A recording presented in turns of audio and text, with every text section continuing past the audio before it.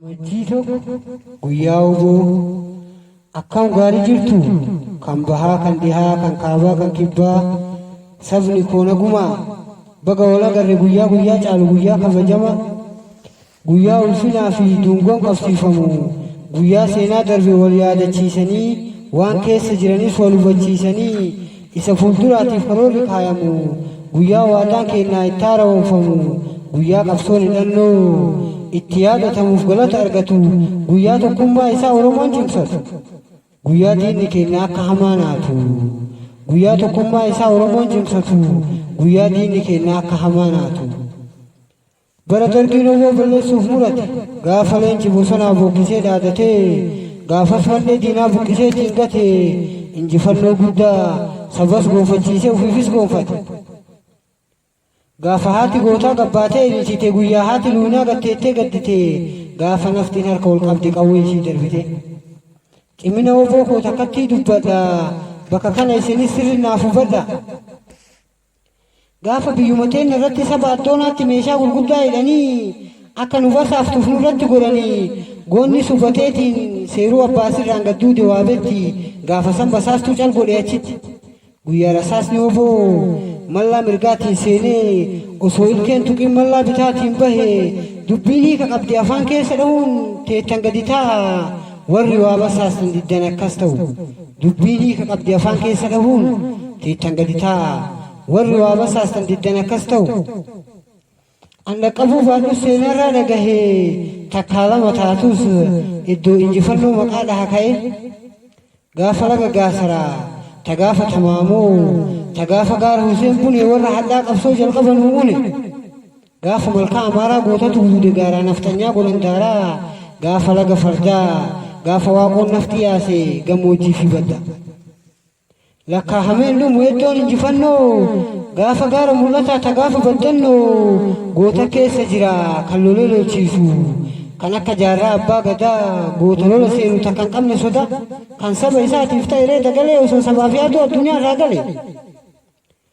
tagaafa dadarii way tagaafa daruu seenaa goototaatiif iddoo injifannoo dhaloota bordhufuuf walaa kennu balu har'as qabda goota seenaa jara durii kan galmeessaa jiru kan akka jaalmarroo goota sabaaf dhalate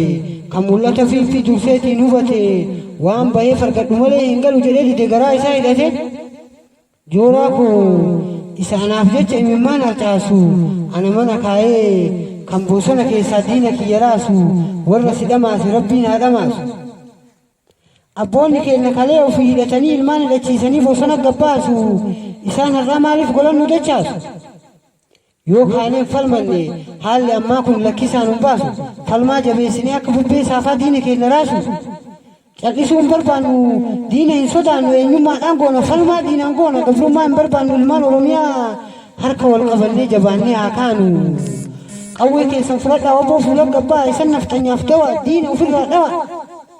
diinni qawween nu cabse qawwee maan nurraa baha diinni qawween nu cabse gaaraa maaltu siirate akkamittiin si obse goota biraa siinate garaaf bosonni jira garaaf bosonuun jira qilee fileenni jira qilleensa gaarii jira eegata luula kafe osoo jarri bakkaan ga'u dhaamsa abboota jaraa sanyii nu balleessuuf wallagga irraa nu kaate akkam ta'uu dhabe yoo keenya nu lolu ulee diinaa baate wallagga luuna qabu goota gaaraa lallabu kanaaf harkaa dadhabu warra fardaan ari'ee gabbu'ee harkaan qabu lafee koo caccabseetiin abbaan na buraafate ilmi ilmaan hiyyeessaa boombiidhaan galaafate jalaa gadi hin jenne farda milli fiila mure goonni leenjisoo dhiigaa sanyii nu balleessuudhaaf har'as immoo isaatu xayyaaraan nurra fiigaa hin kenninuunee harkaa cal gooneetiin dhumanna nutilleen gaafa morkaa saba kooyaa tiru inshaa Allah jedhi oboo kee jabeessi barananii mootaa kan si dursu jiru alaabaa naftanyaas gaafa san cicciruun oboo waliin taanaan bilisummaa fi birmaddummaan illee harka kan kee keessaa yoo akkanan taane adamsamaatuma jiraata akkuma bineensa bara gowwaan ammootii torbaffaa jedheetiin ufu'an bara hayyuun hidhame bara goonni keenya riqichara dhaabame rasaasan galaanatti gatame bara du'aan keenya bineensaan nyaatame bara falmataan haqaa garaarra quufame bara oromoon abbootii gadaa karrayyuu diina isaatiin dhabe warri biyyaaf quuqamu diinaan lolaa jiru kan kanarraa hafe mana hidhaa jiru warreen abbaa garaa beenyaa fakkeessanii biyya abbaa keenyaa diinaaf hiraa jiru isa Oromoo irra dhalatee Oromummaan guddifatee Oromoon aangoo qabatee Oromoo balleessuuf murate ajaa'iba nutti dhaadataa kun ilmoon jaldeessaa osoo bosona seenee dabballee yoo boodheessa ajaa'iba nutti dhaadataa kun ilmoon jaldeessaa osoo bosona seenee dabballee yoo boodheessa haqaatuu hin qabdu dhaan irratti duultaa wuboon takkaan ajjeefne Oromoo miti ka Oromoo himatu warri nyaateen ufite isin warra garaa falmatu yoo kun gaaree deemu kun biraa uffachuu kabajanaaf dhabeen irraan tarkaanfachuu isa kaan sossobaa alana dhaadachuu anis siif hin gabroomu filadheetiin jira du'eetiin boqachuu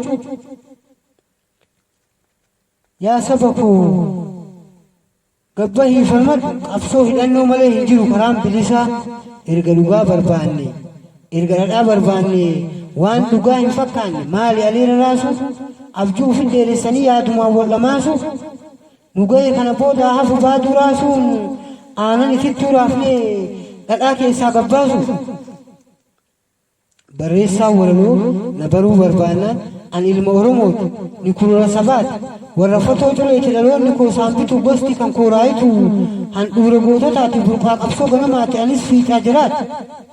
ilma waaqoo guutuuti sanyii nadhii gammadaa kan Muhammad gada hayyuu sirna odaa hin barreen haa bartu sanyii hin piipii martu hin barreen haa bartu sanyii hin piipii martu